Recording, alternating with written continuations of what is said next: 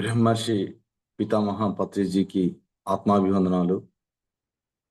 TMC Tirumalanatha meditation channel ద్వారా పత్రిజీ ఆశయాన్ని నెరవేర్చడం కోసం విశేషంగా కృషి చేస్తున్న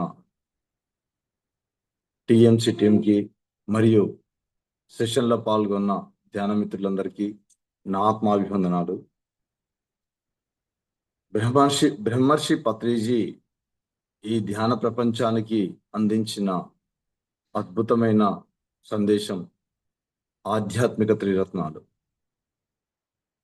ధ్యానం, స్వాధ్యాయం, సజ్జన సాంగత్యంతో పాటు ఆధ్యాత్మిక సేవ అనేవి ఈ 4 ప్రతిరోజు మన యొక్క నిత్య జీవితంలో ఒక పార్ట్ కావాలని చెప్పేసి పత్రిజీ చెప్పడం జరిగింది. 4S: సాధన, స్వాధ్యాయం, సజ్జన సాంగత్యం, సేవ. ఈ 4 కూడా ప్రతిరోజు మన జీవితంలో ఆచరించాలి. అవి కూడా ఎలా ఆచరించాలి? త్రికరణ శుద్ధితో ఆచరించాలని చెప్పేసి పత్రి గారు చెప్పారు. అప్పుడు మాత్రమే వాటికి శక్తి ఉంటుంది. దానివల్ల మనం ఉన్నత స్థితి నుంచి ఉన్నత స్థితికి వెళ్ళగలం అని చెప్పేసి పత్రి సార్ చెప్పడం జరిగింది. సో ధ్యానం, సరియైన ధ్యానం చేయాలి. సరియైన ధ్యానం అంటే శ్వాస మీద ధ్యాస. మనలోకి మనం ప్రయాణం చేయాలంటే శ్వాస మీద ధ్యాస ధ్యానంతో అది సాధ్యం అని చెప్పేసి పత్రిజీ మనకు చెప్పడం జరిగింది. అలాగే స్వాధ్యాయం అంటే మన యొక్క ఆత్మ ఉన్నతికి అవసరమయ్యే జ్ఞానాన్ని అందించే పుస్తకాలు మాత్రమే చదవాలి. ఫర్ ఎగ్జాంపుల్ చూడండి, పత్రిజీ దాదాపు 52 పుస్తకాలు రాశారు.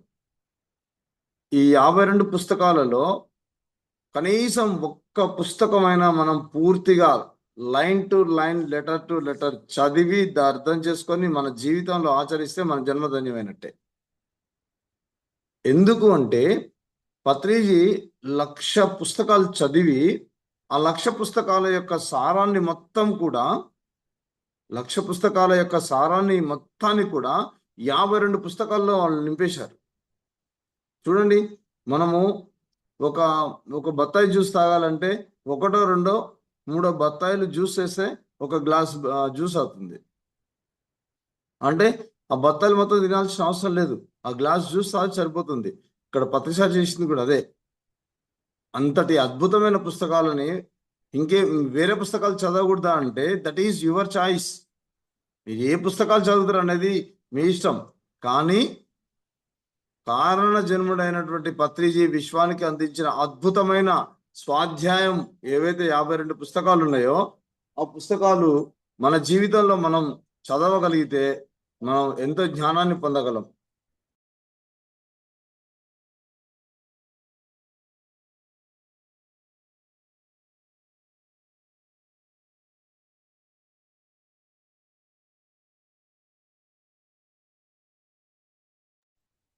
సో తర్వాత సజ్జన సాంగత్యం. సజ్జన అంటే సజ్జనులతో కూడిన సాంగత్యం. సజ్జనులు అంటే ఎవరైతే సత్యాన్ని తెలుసుకొని తమ జీవితంలో సత్యాన్ని ఆచరిస్తూ ఆ సత్యం ద్వారా ఆచరించడం ద్వారా పొందిన ఫలితాలని మరి అందరికీ ఎవరైతే అందిస్తుంటారో అటువంటి సజ్జనులతో సాంగత్యం చేయాలని చెప్పేసి అన్నారు.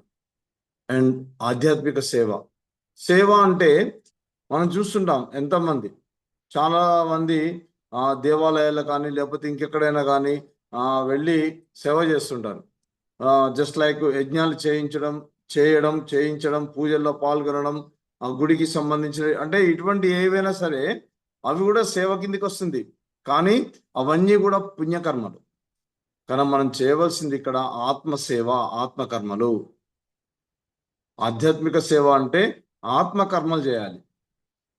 అంటే జస్ట్ లైక్ ఇప్పుడు మనం చెప్పుకున్నాం, ఎవరైతే సత్యాన్ని మనం తెలుసుకొని ఆ సత్యాన్ని ఆచరిస్తున్నారో ఆచరించేవారు జ్ఞానాన్ని అందరికీ పంచడం కోసం ప్రయత్నం చేయడం ఒకటి, ఇటువంటి కార్యక్రమాలు నిర్వహించడం ఒకటి, ఆర్గనైజ్ చేయడం ఒకటి, వాటిల్లో పార్టిసిపేట్ కావడం. సో ఇటువంటి ఆత్మకు సంబంధించిన సేవలను మనం చేయాలి. సో ఈ విధంగా ఆధ్యాత్మిక త్రిరత్నాలు మరియు ఆధ్యాత్మిక సేవ ఈ 4 అనేది మన నిత్య జీవితంలో ఖచ్చితంగా ఆచరించి తీరాలి. సో ఈరోజు మనం సజ్జన సాంగత్యం గురించి తెలుసుకుందాం. సజ్జన సాంగత్యం ఎంత విశిష్టమైందో ఈరోజు మనం తెలుసుకుందాం.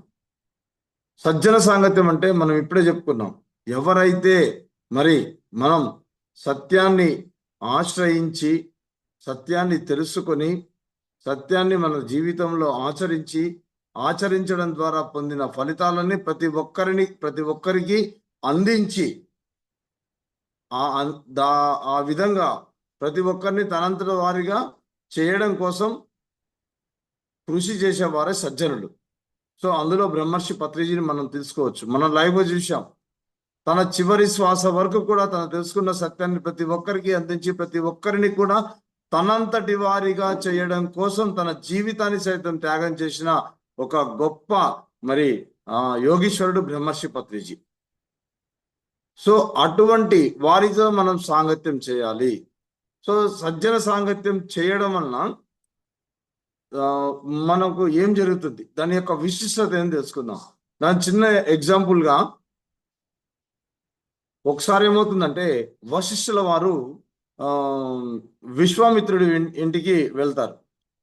వెళ్ళినప్పుడు సో విశ్వామిత్రుడు వశిష్ఠుల వారిని చూడగానే ఎంతో ఆనందపడిపోతాడు.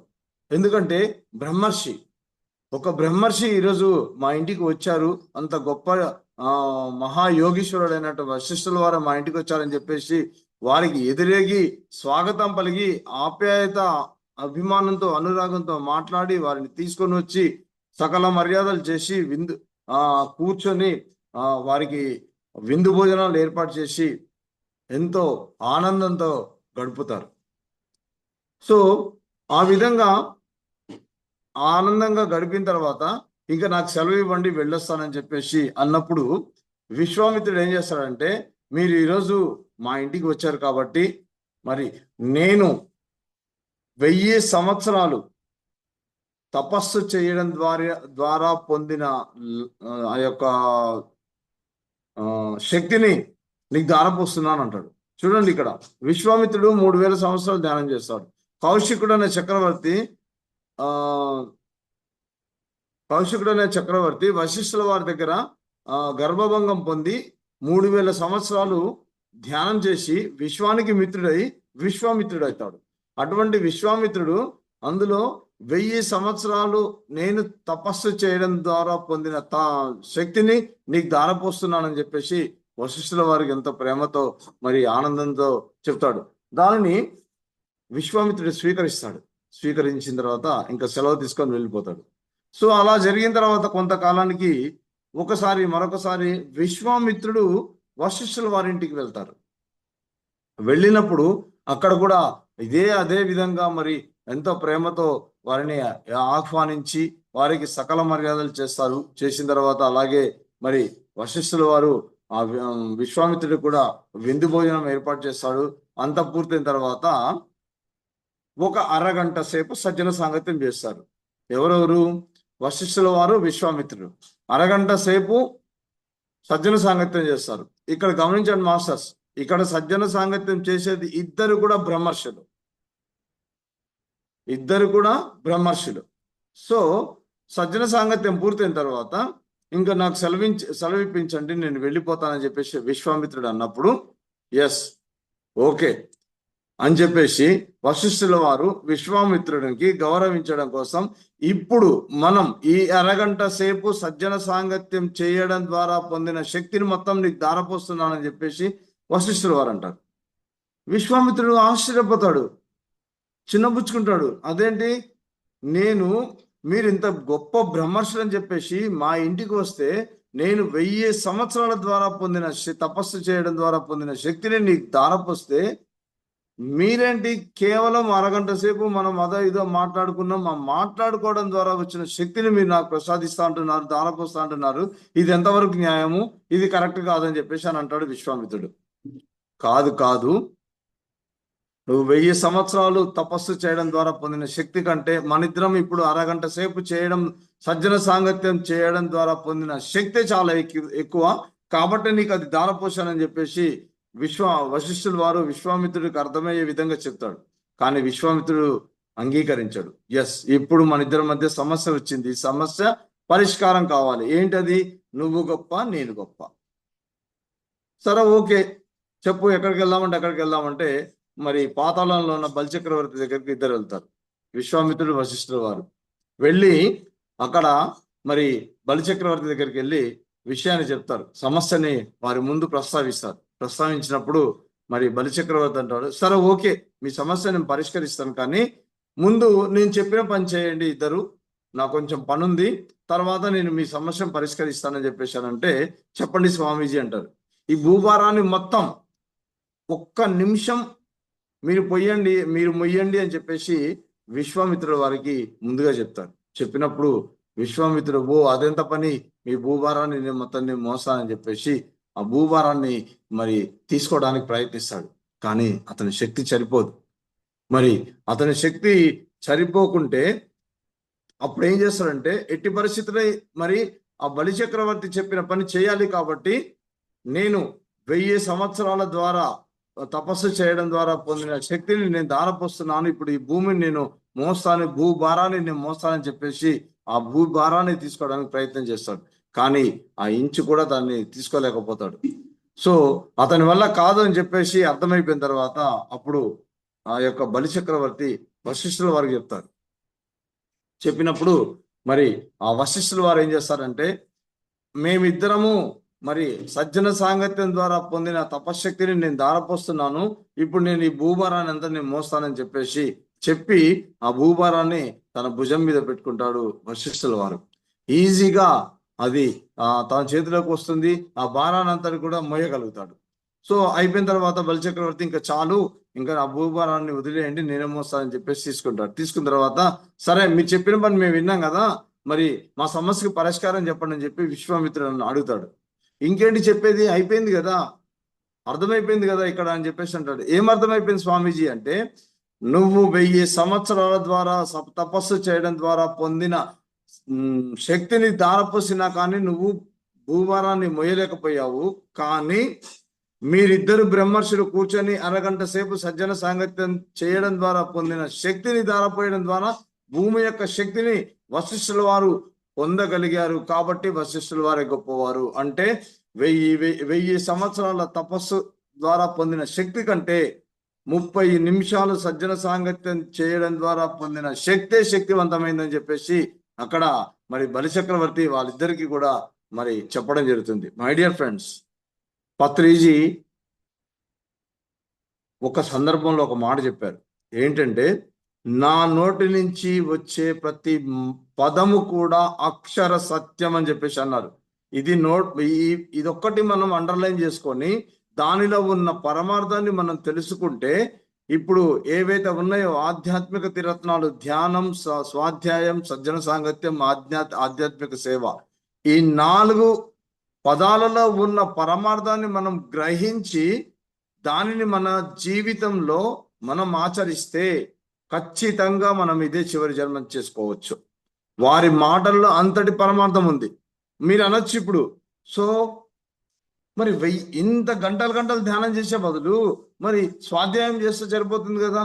1000 సంవత్సరాల ధ్యాన తపస్సు ద్వారా పొందిన శక్తి కంటే అరగంట సజ్జన సాంగత్యం ద్వారా పొందిన శక్తి ఎక్కువైనప్పుడు మరి ధ్యానం కంటే ఎక్కువ సజ్జన సాంగత్యమే చేయొచ్చు కదా అని చెప్పి ఎవరైనా అడగొచ్చు. ఎస్, కానీ సజ్జన సాంగత్యం చెయ్యాలంటే నీ మాట మంత్రం కావాలి. నీ మాట మంత్రమైనప్పుడు మాత్రమే సజ్జన సాంగత్యం యొక్క శక్తి పెరుగుతుంది. మరి నీ మాట మంత్రం కావాలంటే ఏం చేయాలి, మరణ సాధన చేయాల్సిందే. శ్వాస మీద ధ్యాస పెట్టి నీలోకి నువ్వు ప్రయాణం చేయాలి, నీ విశ్వశక్తిని తీసుకోవాలి, ఆత్మశక్తిని పెంచుకోవాలి. తద్వారా మన మాటను మంత్రం చేసుకోగలగాలి. మన మాట మంత్రమైనప్పుడు మాత్రమే సజ్జన సాంగత్యం యొక్క శక్తి అనంతంగా పెరుగుతుంది. అప్పుడు మాత్రమే ఆ సాంగత్యానికి, ఆ సజ్జన సాంగత్యానికి విశిష్టత ఉంటుంది, విలువ ఉంటుంది. So my dear friends, so Patriji అందించిన ఈ ఆధ్యాత్మిక త్రిరత్నాలు మరియు ఆధ్యాత్మిక సేవ అనేది మనం ప్రతి ఒక్కరం కూడా వాటి యొక్క పరమార్థాన్ని తెలుసుకొని మన జీవితంలో ప్రతిరోజు మనం ఆచరిద్దామని చెప్పేసి మనం చేసుకుంటూ, ఇంతటి అద్భుతమైన అవకాశం ఇచ్చిన మీకు టిఎంసికి, అలాగే నేను చెప్పిందంతా కూడా విన్నా మరి మీ అందరికీ సహనంతో విన్న మీ అందరికీ కూడా నా ఆత్మాభివందనాలు తెలియజేసుకుంటున్నాను. Thank you so much.